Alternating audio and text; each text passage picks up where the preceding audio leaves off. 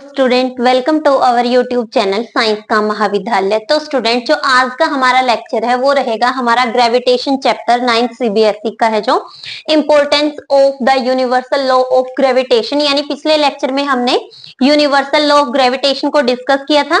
आज उसके क्या इंपॉर्टेंस है उसको हम क्या करेंगे, डिस्कस करेंगे।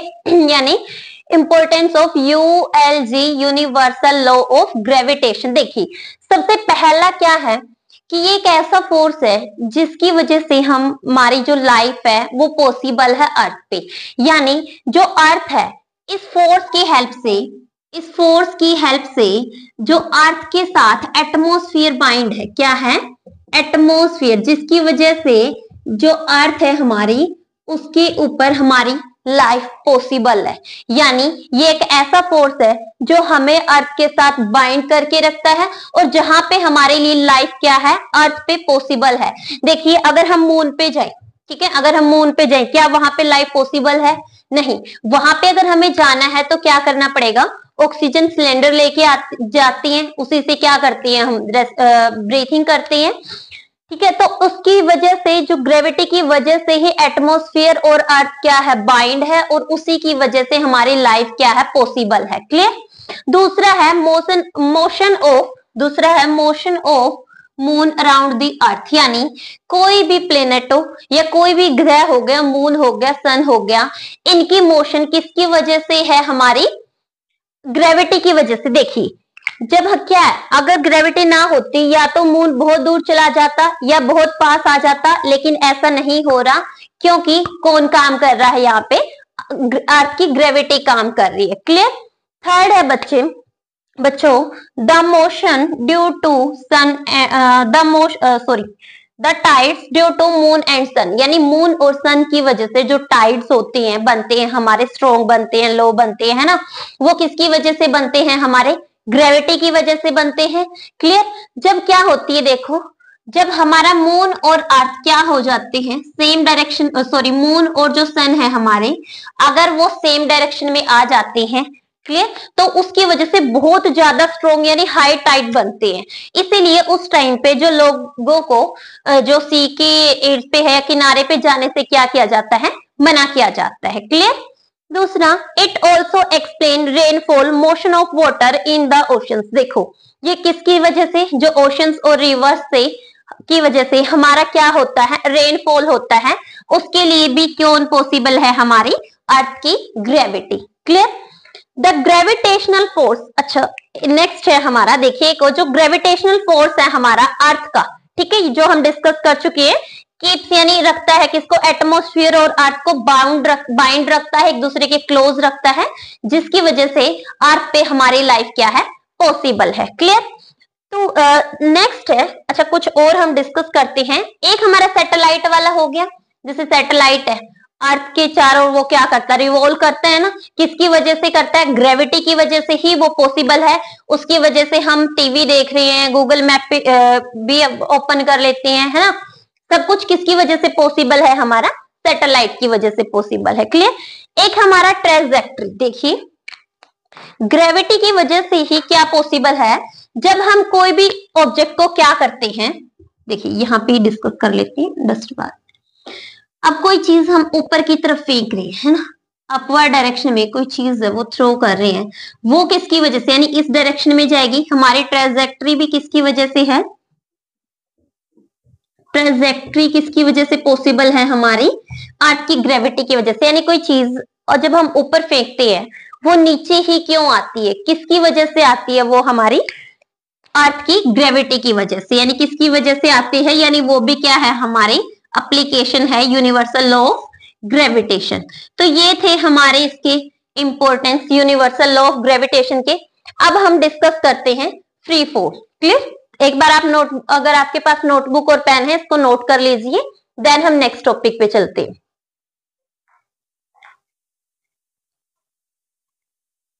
जो हमारे नेक्स्ट टॉपिक है बच्चों वो हम डिस्कस करते हैं फ्री फॉल। यानी फ्री फॉल होता क्या है? देखिए जब हम किसी भी ऑब्जेक्ट को एक हाइट से ड्रॉप करते हैं, क्लियर, एक हाइट से ड्रॉप करते हैं और वो ग्राउंड की तरफ आता है, किसकी वजह से? ग्रेविटी की वजह से। किसकी वजह से? उस टाइम उसके ऊपर सिर्फ देखिए हमने ड्रॉप किया, अब जैसे अगर ये नीचे आ रहा है, इसके ऊपर सिर्फ किसका फोर्स लग रहा है, हमारी अर्थ का फोर्स लग रहा है, यानी ग्रेविटेशनल फोर्स लग रहा है। क्लियर।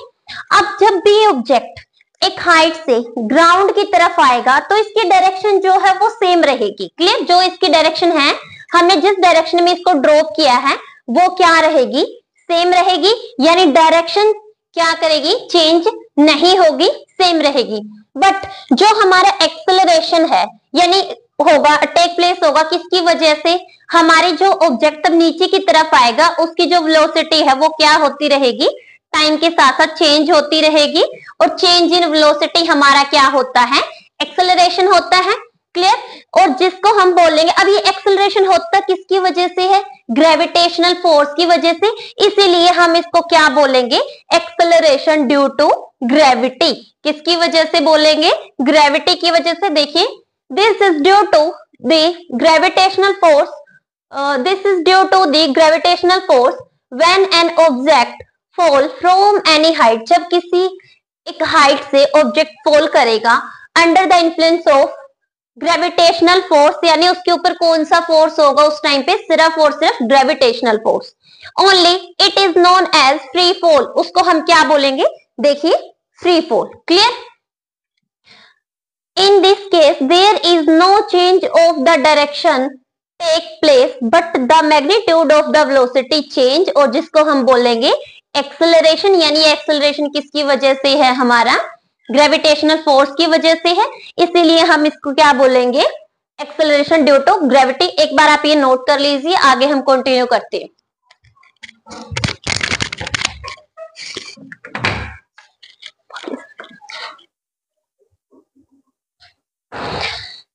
अब देखिए, इसको हम किससे डिनोट करते हैं, it is denoted by, it is denoted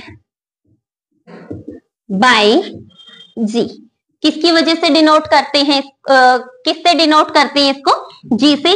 अगर हम इसकी यूनिट की बात करें तो वो होती है हमारी मीटर पर सेकंड स्क्वायर। क्लियर।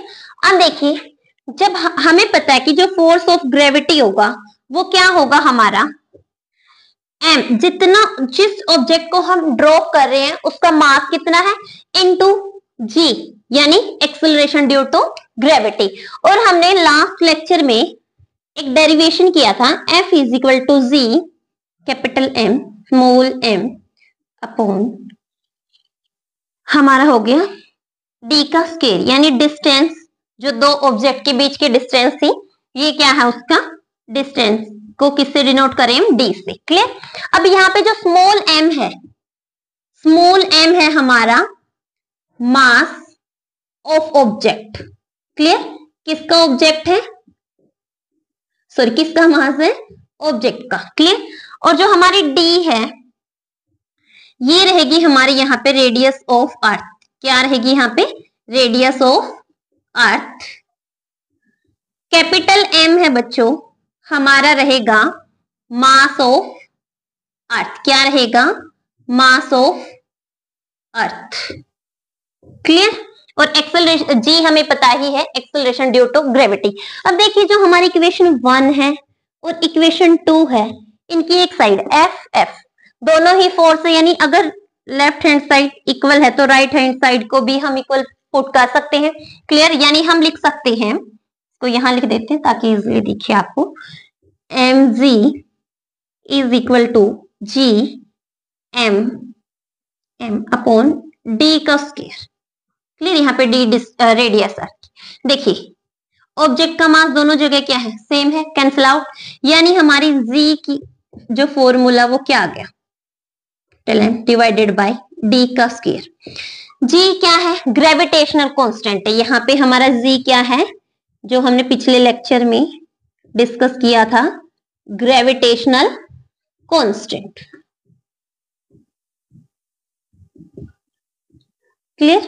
अब देखिए, हम क्या करेंगे, g की वैल्यू पुट करेंगे, अर्थ का मास पुट करेंगे और d की वैल्यू पुट करेंगे, हमें क्या मिल जाएगा, हमारी g की वैल्यू मिल जाएगी। क्या मिल जाएगी, हमें g की वैल्यू मिल जाएगी। क्लियर। हमें पता है जो मास ऑफ अर्थ है वो कितना है, स्टार्टिंग में g की वैल्यू पुट करते हैं, g की वैल्यू है 6.673 इंटू में 10 की पावर -11, और हमें पता है इसकी यूनिट क्या थी, न्यूटन मीटर स्क्वायर केजी -2, 2 मास है ना, क्लियर।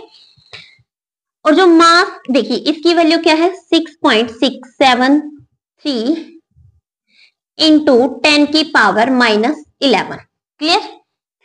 यहां एक बार हम इसको रब करते हैं ताकि आपको इजिली यहां का दिखाई दे, क्लियर।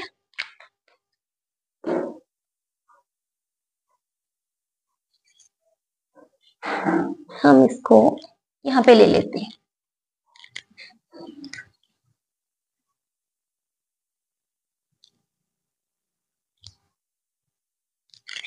अब देखिए आगे हम किसकी वैल्यू पुट करेंगे, अर्थ का जो हमारा मास है, यानी हमने जी की वैल्यू देखी भी यहाँ पे करते हैं, इसको इजिली हो जाएगा। 6.7 भी ले सकते हैं हम इसमें, क्लियर। 10 की power -11 newton metre square kg, ठीक है। जो हमारा कैपिटल एम है वो है हमारा अर्थ का मास, क्या है हमारा अर्थ का mass, which is equal to 10 into 10 की 6 इंटू 10 की पावर 24 केजी, क्लियर। और जो डी है हमारी वो है radius of earth, which is equal to 6.4 into 10 की पावर हमारी है ये 5 मीटर, क्लियर। ये हमारी क्या हो गई, हमने सारी वैल्यूज को क्या कर लिया, पुट कर लिया।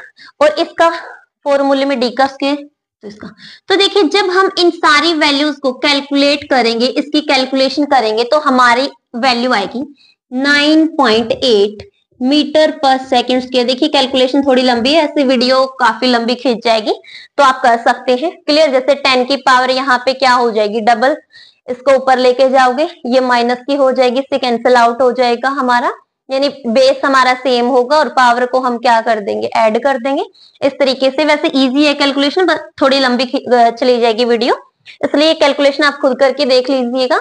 और ये हमारी क्या आ गई, यानी इससे तुम्हारे 3 क्वेश्चन बन जाते हैं। What is free fall, what is acceleration due to gravity, और relationship between G and G, यानी कैपिटल जी के बीच का रिलेशनशिप और हमारा स्मॉल जी के बिटवीन का जो बीच का रिलेशनशिप है वो देखिए हमारा यहां तक, क्लियर। अगर ये आ जाए तो आप यहां तक, और अगर आपसे कंप्लीट वैल्यू पूछ ले तो आप यहां तक कर सकते हैं। इस तरीके से आपके इसमें 4 से 5 क्वेश्चन कवर हो जाते हैं, जो कि बहुत इंपॉर्टेंट टॉपिक है ये हमारा,